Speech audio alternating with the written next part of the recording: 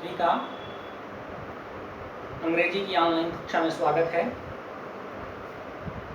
Topic हमारा है English prose का the portrait of a lady by Khushwant Singh. पिछले वीडियो में हमने ये देखा कि राइटर खुशवंत सिंह जब पढ़ने के लिए विदेश जाने लगे तो उनकी ग्रैंडमदर उनको सी ऑफ करने के लिए, उनको विदा करने के लिए स्टेशन तक गई और उन्होंने खुशवंत सिंह के माथे को चूम लिया। खुशवंत सिंह ये बताते हैं कि मेरी ग्रैंडमदर ने अंतिम बार जब मेरे माथे को चूमा तो मैं उसको उनकी अंतिम निशानी समझ करके अपने पास सहेज करके रखा था। आगे देखेंगे क्या होता है। But that was not so. After 5 years, I came back home and was met by her at the station. She did not look a day older. लेकिन खुशवंत सिंह जब 5 साल के बाद विदेश से पढ़ाई करके वापस लौटे तब भी उनकी ग्रैंडमदर जैसी थी वैसी की वैसी ही थी। हालांकि वो ये सोच करके गए थे कि शायद ग्रैंडमदर का जो माथे पे चुम्बन है वो उनके लिए आखिरी हो, इसके बाद वो शायद वो ग्रैंडमदर से न मिल पाए। लेकिन ऐसा नहीं हुआ।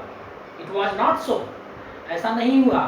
5 साल के बाद जब मैं वापस लौट करके आया तो मैं उनसे स्टेशन पर मिला।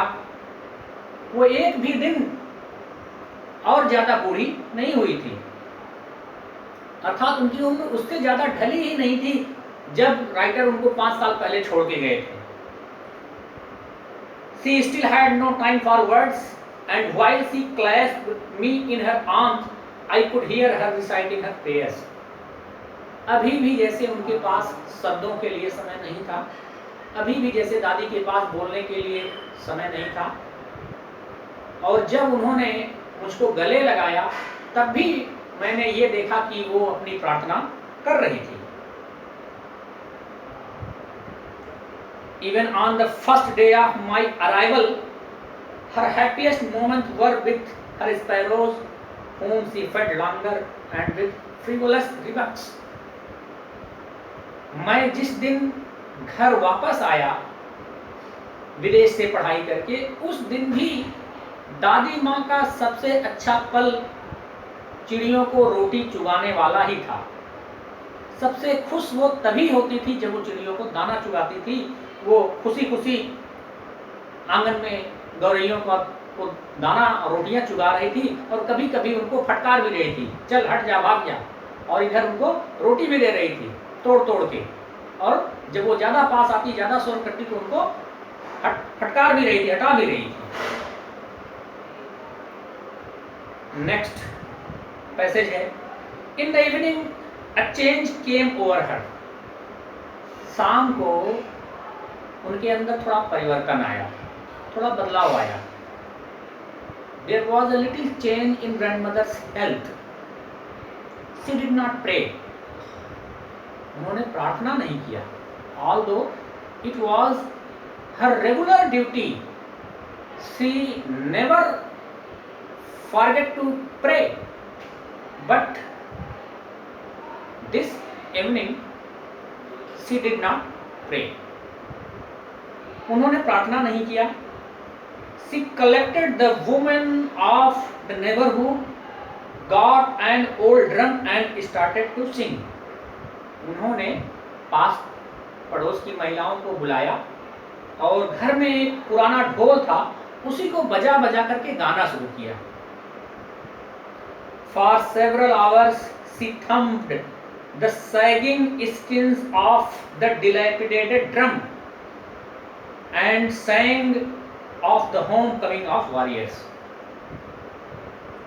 कई घंटों तक वो पुरानी ढीली पड़ी चमड़ी वाली ढोल को पीटती रही, बजाती रही और वीरों के घर वापस आने की गीत गा रही थी, वीरों के घर वापस आने के गीत गा रही थी और उसी पुराने ढोल को पीट पीट करके बजा रही थी जोर जोर से। We had to persuade her to stop to avoid overstraining. हमने उनको मनाया कि वो ज़्यादा जोर जोर से आवाज़ न निकालें। It may be dangerous for her health. घर के लोगों ने समझाया कि दादी बहुत ज़्यादा जोर जोर से आवाज़ न निकालो, आपके लिए ठीक नहीं होगा। That was the first time since I had known her that she did not pray. ये पहला अवसर था जब मैंने ये देखा कि दादी ने प्रार्थना नहीं किया है। The next morning she was taken ill. लेकिन अगले ही दिन सुबह वो बीमार पड़ गई। शाम से ही हेल्थ में थोड़ा परिवर्तन आया और सुबह तक जाते जाते बीमार पड़ गई। It was a mild fever and the doctor told us that it would go. उन्हें हल्का बुखार था, डॉक्टर ने हमें बताया कि ये बुखार उतर जाएगा। The fever will got down. The doctor told us. But my grandmother thought differently. लेकिन दादी तो जैसे अलग ही सोच रही थी। Doctor was thinking that the fever would got down, but the grandmother was thinking something different. Doctor साहब ये सोच रहे थे कि ये हल्का बुखार है, ये उतर जाएगा, लेकिन ग्रैंडमदर कुछ और ही सोच रही थी। वो क्या सोच रही थी? She told us that her end was near. उन्होंने हमको बताया कि अब उनका अंतिम समय आ गया है। She said that since only a few hours before the close of the last chapter of her life she had omitted to pray. She was not going to waste any more time talking to us. Doctor ये सोच रहा था कि हल्का बुखार है, उतर जाएगा। दादी कुछ अलग ही सोच रही थी। दादी क्या सोच रही थी? दादी ने ये हमको बताया कि अब उनका समय नज़दीक आ गया है और उन्होंने ये भी कहा क्योंकि अपने जीवन के अंतिम चैप्टर के बंद होने के दौरान अर्थात अपने जीवन के अंतिम क्षणों में वो कुछ समय के लिए प्रार्थना नहीं की, इसलिए उन्होंने कहा कि अब वो हम लोगों से बात नहीं करेंगी और प्रार्थना करेंगी। We protested.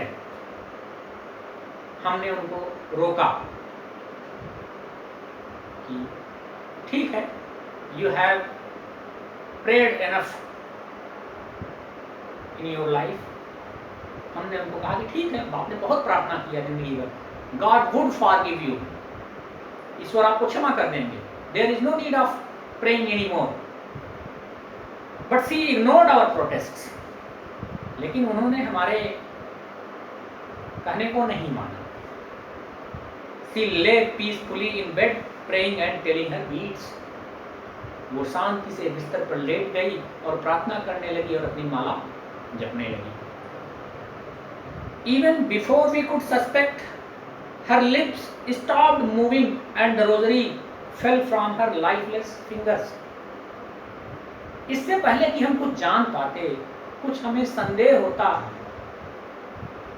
कि उनके होंठ हिलने बंद हो गए और उनके निर्जीव अंगुलियों से उनकी जो माला थी वो नीचे गिर गई। अर्थात हम लोगों को बिल्कुल भी ये अंदाजा नहीं था कि दादी बस कुछ ही क्षणों की मेहमान और हैं। A peaceful pallor spread on her face and we knew that she was dead. उनके चेहरे पर एक शांत सा पीलापन छा गया और हम जान गए कि दादी अभी दुनिया में नहीं है। We lifted her off the bed and as is customary का मतलब जैसा कि रीत रिवाज है, जैसी कि परंपरा है, परंपरा के अनुसार according to tradition we put her body off the bed. हमने उनके शरीर को बिस्तर से उठा करके नीचे रखा, laid her on the ground and covered with a red shroud, उनको नीचे रखा और उनको लाल कफन से ढक दिया, ओढ़ा दिया। After a few hours of mourning, we left her alone to make arrangements for her funeral. थोड़ी देर रोने बिलखने के बाद हम उनकी अंतिम संस्कार की व्यवस्था करने के लिए बाहर चले गए। In the evening, we went to her room with a crude stretcher to take her to be cremated. शाम को उनको एक स्ट्रेचर पर लिटा करके हम उनको उस कमरे में ले गए जहाँ की वो रहती थी। The sun was setting, सूर्य अस्त हो रहा था, and had lit her room and veranda with a blaze of golden light. और सूर्य की किरणें उनके कमरे और पूरे बरामदे को एक सुनहली रंग की किरणों से चमका रही थी, जगमगा रही थी। We stopped halfway in the courtyard. हम आधे आंगन में पहुंचकर रुक गए। All over the veranda and in her room, right up to where she lay dead and stiff, wrapped in the red shroud, thousands of sparrows sat scattered on the floor. जब हम आधे आंगन में गए तो आधे आंगन में पहुंचने के बाद हम रुक गए। हमने देखा कि पूरे बरामदा में और उस कमरे में जहां पर कि दादी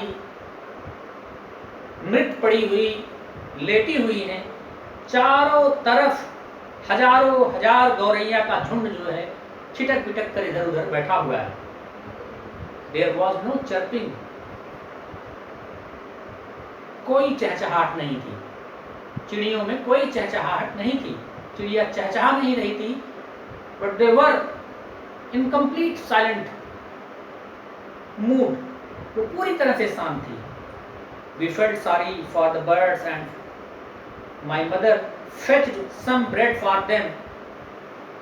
हम चिड़ियों को देख करके बहुत दुखी हुए। मेरी माँ उनके लिए रोटियां ले आई। She broke it into little crumbs. उन्होंने रोटी को छोटे छोटे टुकड़ों में तोड़ा। The way my grandmother used to, ठीक उसी तरह जैसे कि दादी तोड़ करके चिड़ियों को चुगाती थी। And threw it to them, और उनकी तरफ फेंका।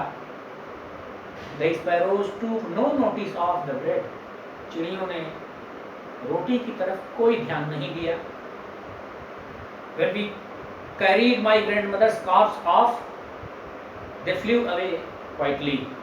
और जब हम दादी के शव को लेकर के बाहर निकल गए, उसी के साथ साथ वो भी चुपचाप वहां से उड़ गई। Next morning, the sweeper swept the bread crumbs into the dustbin. अगले दिन कूड़ेदान वाला आया और उसने रोटी के टुकड़ों को बटोर कर इकट्ठा करके कूड़ेदान में डाल दिया। इस तरह से आज आपका ये लेसन कंप्लीट हुआ। नाउ इट्स योर टर्न, अब आपकी बारी है। You have to write questions and answers, explanations, fill in the blanks in your notebook. आपको क्वेश्चन, आंसर, एक्सप्लेनेशन और जो फिल इन द ब्लैंक्स हैं, रिक्त स्थानों की पूर्ति है, और जो भी ग्रामर पोर्शन से संबंधित चीज़ें हैं, आप उसको अपनी कॉपी में नोट करेंगे और अपनी वो कॉपी ऑनलाइन मेरे पास व्हाट्सएप पे भेजेंगे ताकि वो मैं उनको चेक कर सकूं। आपको जहां कहीं भी दिक्कत होती है आप हमसे सवाल व्हाट्सएप पे पूछ सकते हैं। धन्यवाद।